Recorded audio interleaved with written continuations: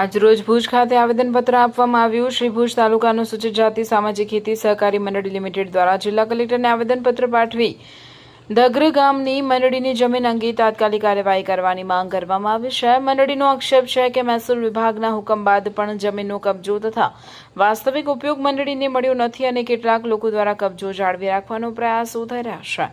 મંડળીના જણાવ્યા મુજબ મહેસૂલ વિભાગ દ્વારા તારીખ 25/10/2024ના રોજ હુકમ પસાર કરવામાં આવ્યો હતો। આ હુકમના આધારે જમીનના કબજેદારોને હટાવી મંડળીને કાયદેસર કબજો સોંપવાનો નિર્ણય લેવાયો હોવા છતાં તેનો અમલ હજુ સુધી થયો નથી। આ કારણે મંડળીના સભ્યો જમીનનો ઉપયોગ કરી શકતા નથી અને આર્થિક નુકસાનનો સામનો કરી રહ્યા છે। આવેદનમાં કલેક્ટરને વિનંતી કરવામાં આવી છે કે મહેસૂલ વિભાગના હુકમનો તાત્કાલિક અમલ કરાવવામાં આવે, સ્થળ તપાસ માટે પંચનામું કરવામાં આવે, જમીનના તમામ મહેસૂલી રેકોર્ડની ચકાસણી કરવામાં આવે તેમજ જો કોઈ ગેરરીતિ, ખોટી નોંધ, ખોટા દસ્તાવેજો અથવા ગેરકાયદેસર કબજાની બાબત સામે આવે તો જવાબદાર વ્યક્તિઓ સામે કાયદેસરની કાર્યવાહી કરવામાં આવે। મંડળીએ વધુમાં માંગ કરી છે કે જમીનનો કબજો સુપરત કરવાની પ્રક્રિયા દરમિયાન કાયદો અને વ્યવસ્થા જળવાઈ રહે તે માટે જરૂરી પોલીસ બંદોબસ્ત આપવામાં આવે તેમજ હુકમનો સંપૂર્ણ અમલ ન થાય ત્યાં સુધી જમીન અંગે કોઈ નવી નોંધ, હસ્તાંતરણ અથવા અન્ય મહેસૂલી કાર્યવાહી પર રોક મૂકવામાં આવે। મંડળીએ ચેતવણી આપી છે કે જો આગામી 21 દિવસમાં યોગ્ય કાર્યવાહી કરવામાં નહીં આવે તો મંડળીના સભ્યો જમીન ઉપર શાંતિપૂર્ણ કાર્યક્રમો અને આંદોલનનો માર્ગ અપનાવશે, જેના માટેની સંપૂર્ણ જવાબદારી સંબંધિત તંત્રની રહેશે।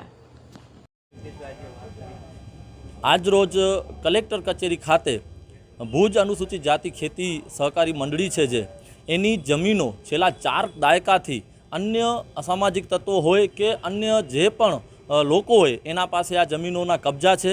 તો એ કબજા છોડાવવા માટે આજે અમે એક રજૂઆત કરવા માટે આવ્યા હતા। રાષ્ટ્રીય દલિત અધિકાર મંચ અને મંડળીના સભાસદો તેમજ મંડળીના હોદ્દેદારો પણ આજે ઉપસ્થિત રહ્યા છે। માંગ એવી છે કે જ્યારે 1982ના 83માં ટોચ મર્યાદા ધારા હેઠળ જ્યારે જમીનો શ્રી સરકાર થઈ અને એના બાદ મંડળીઓને સોપરત કરવામાં આવી પણ એ જમીનો આજ દિવસ સુધી જાણે કે એમના જ કબજામાં રહેલી છે। તો એ મુદ્દે અમે ઘણો સમયથી અમે છેલ્લા 2017થી રાપરની મંડળી હોય, ભચાઉની મંડળી હોય કે ભુજની મંડળી હોય અમે લડતા આવ્યા છીએ। ભુજની મંડળીનો પણ જમીનો આપવાનો સિલસિલો ચાલુ થયો પણ જે એક દ્રંગ અખાડાનું જે પ્રશ્ન હતો તે જમીન એવોને એવું માનવું હતું કે એ લોકોની જમીન છે। તો અમે જે તે વખતે આ કેસ તેઓ કલેક્ટરમાં આવ્યા અને કલેક્ટરમાં અરજી કરી ત્યારથી નિકાલ થયો અને પછી SSRDમાં આ કેસ દાખલ થયો અને SSRDમાં પણ આ કેસ મંડળી પક્ષે આવ્યું અને દ્રંગ અખાડાની જમીન નથી એવું ઓર્ડરમાં પણ જણાવવામાં આવ્યું છે। એ ઓર્ડર 2024ના આવે ત્યારે આજે 2026 હોય અને 2 વર્ષ જેટલો સમય વીતી જાય તો પણ આ જમીનોના કબજા આ સભાસદોને ન મળતા હોય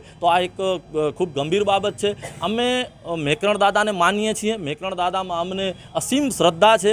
દાદાની જે જાગીર છે એનો કોઈ આ પ્રશ્ન નથી। એ જાગીરની અંદર જો ગાયોને ગૌચર માટે પણ જમીન થોડી ઘણી જોઈતી હોય તો એનો પણ પ્રશ્ન નથી પણ અન્ય જે જમીન છે તે અનુસૂચિત જાતિ મંડળીની જમીન છે। તો અનુસૂચિત જાતિ મંડળીના જે સભાસદો છે તેમને વાવવા માટે આપવી એ ફરજમાં આવે છે। તો અમે પણ એ પક્ષે દ્રંગ અખાડાના જે ટ્રસ્ટીઓ કે સંતશ્રી છે એમને પણ નમ્ર અપીલ કરીએ છીએ કે અમે પણ આપના છીએ, તમે પણ અમારા છો। તો આ મુદ્દે વિવાદ નહીં, બેસી સંવાદ કરી અને વસ્તુ પૂર્ણ કરીએ। અન્યથા અમે આજે કલેક્ટર સાહેબશ્રીને 21 દિવસનો અલ્ટિમેટમ આપ્યો છે। આ અનુસૂચિત જાતિ મંડળીની જમીનો દ્રંગની હોય, હબાઈની હોય કે ભૂલાઈની હોય એ જમીનો લેવા માટે અમે ચોક્કસપણે 21 દિવસ બાદ ચોક્કસ સ્થળ ઉપર જશું। અનુસૂચિત જાતિ મંડળીના સભાસદો રહેશે, રાષ્ટ્રીય દલિત અધિકાર મંચ રહેશે અને જરૂર જણાશે તો ફાયરબ્રાન્ડ નેતા વડગામના ધારાસભ્ય શ્રી ખુદ જમીનો લેવા આવશે એવી અમે ચોક્કસ આજે સાહેબશ્રીને રજૂઆત કરેલી છે।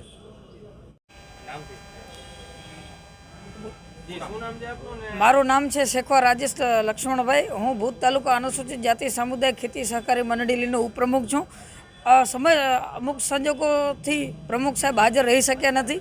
અમારી મંડળીમાં ઘણા બધા ગામો છે, મમવારા છે, કનિયાબા છે, દ્રંગ, કોટાઈ, ફુલાઈ, લોડાઈ, જવાનગર, મોડસર ગામો છે।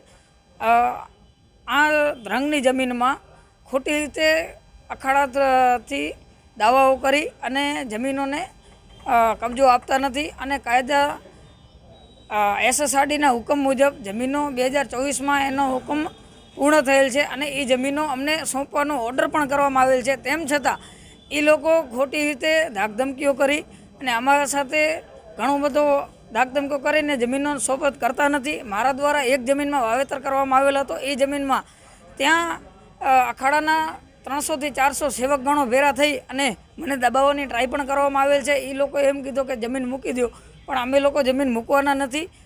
અમે જમીનો ખેડશું, વાવશું અને અમે સંતોષસિંહ મેકણ દાદાને પહેલાં પણ નમતા હતા, આજે પણ નમીએ છીએ અને ભવિષ્યમાં પણ નમતા રહેશું. અને અમે મેકણ દાદાથી એમનો કોઈ વિરોધ નથી, અમે મેકણ દાદાની સાથે જ છીએ.